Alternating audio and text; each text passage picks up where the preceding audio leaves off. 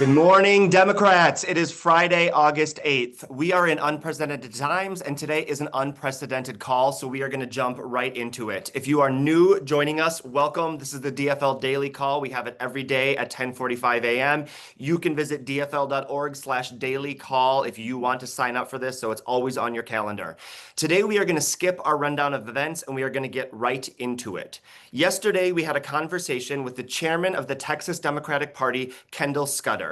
We recorded this conversation and we are going to play the full thing for you today unedited. It is real, it's raw, it's powerful, it's a call to action, it's a kick in the butt, and I cannot wait to share this with you. So we are going to get right into it.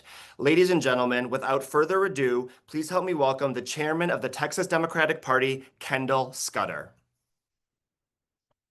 All right, please help me welcome to today's call Chairman Kendall Scudder of the Texas Democratic Party. Sir, thank you so much for joining us. We know you're very, very busy right now, and we really appreciate you making time on this very important issue.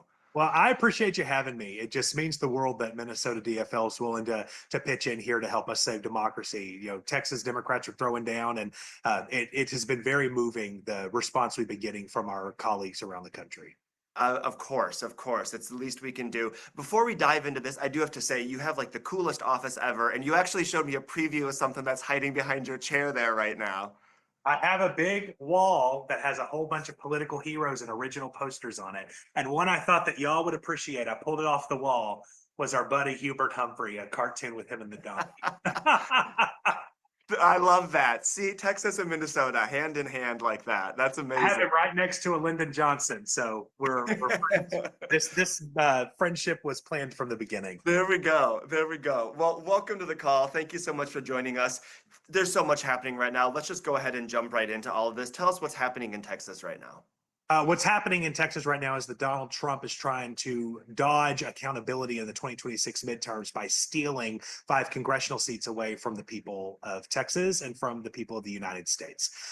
They know that the voters are going to hold them accountable for gutting Medicaid, for shutting down rural hospitals, making energy costs more expensive, pushing the largest tax increase on working class families in my lifetime with these tariffs, and now openly talking about privatizing Social Security. And so how do they get around being held accountable for that? Well, what they do is they go and they start stealing seats away.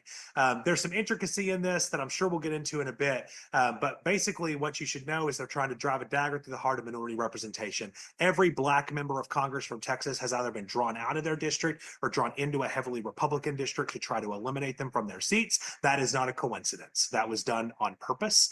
And if they are successful here in the Texas courts and then the federal courts that are controlled by Trump, this could drive a dagger through minority representation across the entire country. And we are not going to sit aside and let them do it. The Democratic Party that has just kind of allowed themselves to get pushed over does not exist anymore, particularly in Texas. We are here to throw down and fight back any way we have to. And so our members will be in Chicago as long as they need to be, and they will incur whatever personal fines they need to. They will take whatever punches they need to from the district because it is the right thing to do. And we are not going to give this government away to Donald Trump.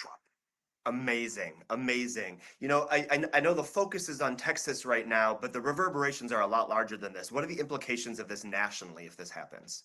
Well, I mean, if this happens nationally, think of the minority representative that you have in your community. They're next. Okay. And they're not just going to try to do it red state by red state, which you're kind of seeing them start to move the cogs a little bit in redistricting. They're going to try to take it through the courts, and they're going to try to say that minority protection is inherently a violation of the Voting Rights Act that calls for minority representation protection, right? They're trying to redefine what all of this means in Trump courts. So the repercussions are huge. Right now, Congress is extremely close in Republican, Democrat. Republicans obviously control it. And this billionaire bootlicking bill that only passed by 1 vote. So still in 5 votes out of Texas gives them a lot more cushion. And so there's huge repercussions for the entire country. An argument that I'm making right now is that Democrats need to stop saying in red blue states that whenever this happens in Texas, they'll do it themselves. Do it now.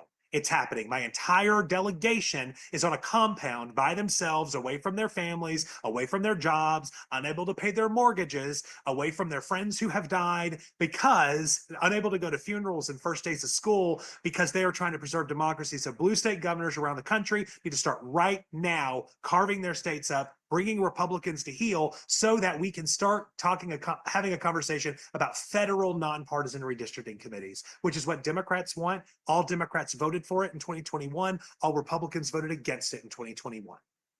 And Chairman, I mean, this feels like a worst case scenario where we're at right now. You and I were just talking before the call about, this being unprecedented times. And actually, right before we hopped on, there was some late breaking news as well about the FBI right now. Just kind of walk us through what's currently happening and how unlawful that is. Well, let me say unprecedented times require that we respond in unprecedented ways. We cannot continue to operate by one rule book while Republicans operate by another. And that's why we're refusing to participate in a sham special session that doesn't serve the 137 Texas families who lost someone in a flood just a month ago, and instead has one hearing for them and 8 for drawing political districts. We're not going to participate in it. Okay.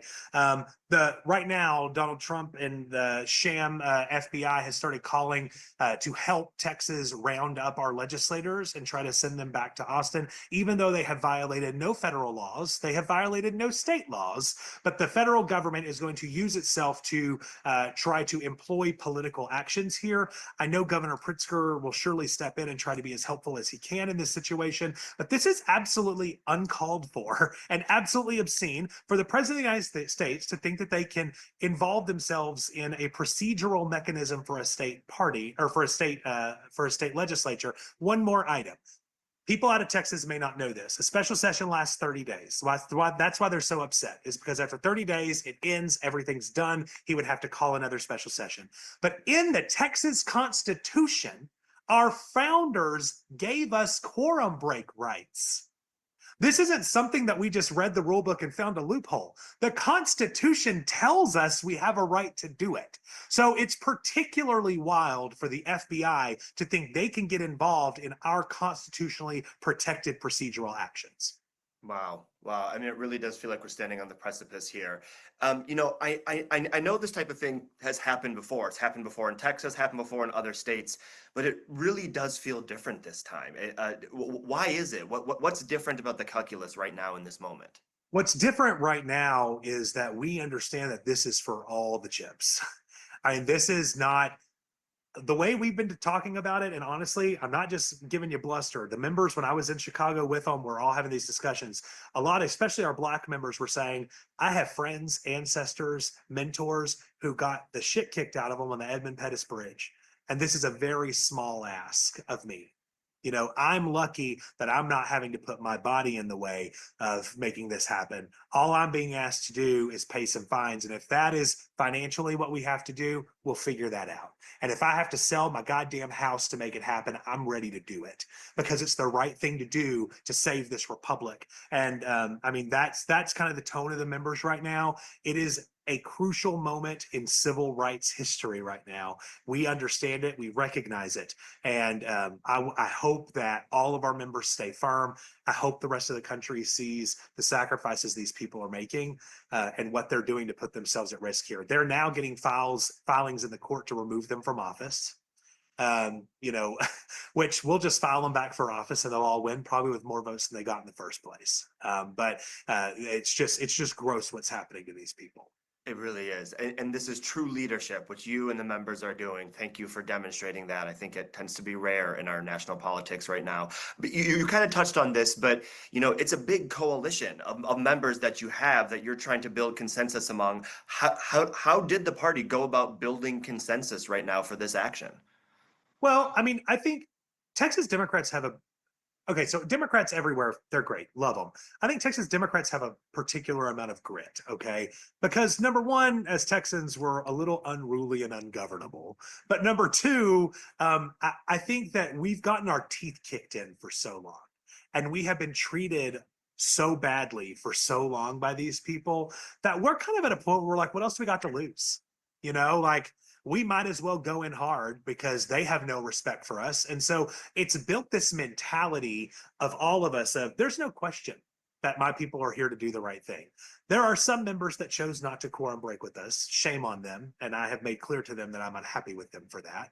But we have had enough members that have chosen to do it. They have not behaved cowardly and have instead said they understand and they're ready to meet this moment. And I think that it just comes from what we've been through as Texans for years. Also, it's a new day in the Texas Democratic Party. I just got elected as chairman back in April. We're changing the tone, the way we operate, and the way we support. And I was elected from the Progressive Caucus. The progressive wing of our party is alive and well in Texas, and we're ready to throw down and we're ready to fight back. That's amazing. That's fantastic. Thank you. We chatted a little bit about this, but there is some like wonky parts of policy to what's happening right now, and then there's also the headlines of what's happening right now. How are you ensuring the public understands not just what you're doing, but why you're doing it? Here's what I warn every Democrat, okay? Every Democrat thinks that if they just had 10 more minutes, they could explain it to you on every topic, okay? Sometimes we're a little too smart for our own good. And this is just, I'm a farm kid from East Texas. I went to Sam Houston State University, which might as well have been Harvard for a kid like me. So what I'm warning our Democrats is everybody doesn't have to understand every intricacy of redistricting to be able to understand what's happening right now. Here is what's happening right now. A flood killed 137 Texans, largely children. A special session was called to respond to that, to get those families relief and to make sure it never happens again. Democrats participated in that session for 2 weeks, where only one hearing was done for those victims, and 8 were done for political gamesmanship on behalf of Donald Trump. Greg Abbott is not doing the work of the people of Texas. He's doing the work of Donald Trump. Texas Democrats don't work for Donald Trump. We work for the people of Texas unapologetically. We will take on whatever billionaire, whatever banker, whatever bootlicking bastard we have to make sure that the working class people of this country get their fair shake. That's what we're doing. Full stop. You don't have to understand every intricacy about how these district lines work and why they're bad. We're happy to talk about it, but I think people need to understand the bigger piece of this. Who do elected officials serve? Do they serve you? Or do they serve them? They don't serve the billionaire class that's running this country. They serve the working men and women of this country unapologetically. Wow. Wow. That is shameful what is happening and what happened during that special session as well. And having someone like you lend your voice to it right now, man, I got to say, we got to get you out everywhere. We got to be sharing exactly what you just said here as loud as we can, as many times as we can, wherever we can right now. I know you're busy. I won't take up too much more of your time. I just got one question left for you. What advice do you have for Democrats about turning these moments of defiance into momentum? What can we learn and what can we build on what you are doing here? Okay, so here's what we need right now. And I'll kind of talk about this in a larger space. What we need right now is 2 things. One is financial, one is not. And I'll tell you on the financial piece, I'll remind everyone, when y'all are in the closest races of y'all's life in purple states, some of the largest funders of those races are donors here in Texas, okay? We've been there when people have needed us, grateful for people who are being here now that we need them.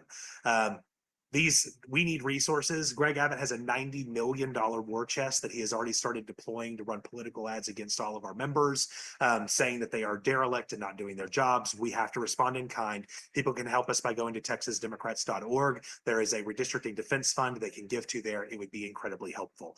Number 2 that you can do that's not financial, but still great, no matter where you live in this country, call Democratic members of the House, thank them for breaking their quorum, urge them to continue to break quorum. And if you're calling a member that chose to sit on the floor and not break quorum, a scab that chose not to participate in this, let them know how you feel about that. Number 1. Number 2, call Republican representatives in Texas. Let them hear how you feel about this issue right now. Texas representatives don't often get a lot of correspondence. They tend to operate under the radar. I think getting a whole bunch of calls from across the country would be a huge jolt to a lot of them to understand that they are here to meet this moment, not to play political games. Our members need to also hear, the ones that have broken, that people are appreciative of it, because when you're insulated on a compound and no one can really hear outside of it much, they sometimes don't see all the news that's happening. And some of them may not realize how big of a deal this is happening nationally right now. Wow. And the Minnesota DFL is here to partner with you all. We are fundraising on behalf of the Texas Democratic State Party. If you are watching this call right now, you will be getting an email from us asking you to donate to the party. If you visit dfl.org, you can make a donation there. But please, please, please, like the chairman said, do everything that we can right now to support the work they're doing. So grateful for that, guys. Thank you. And no, Texas is not going to forget how helpful Minnesota has been to us. Very grateful. One more item on these acts of defiance that's on a larger scale. Here is my personal advice to individuals. Don't take any shit.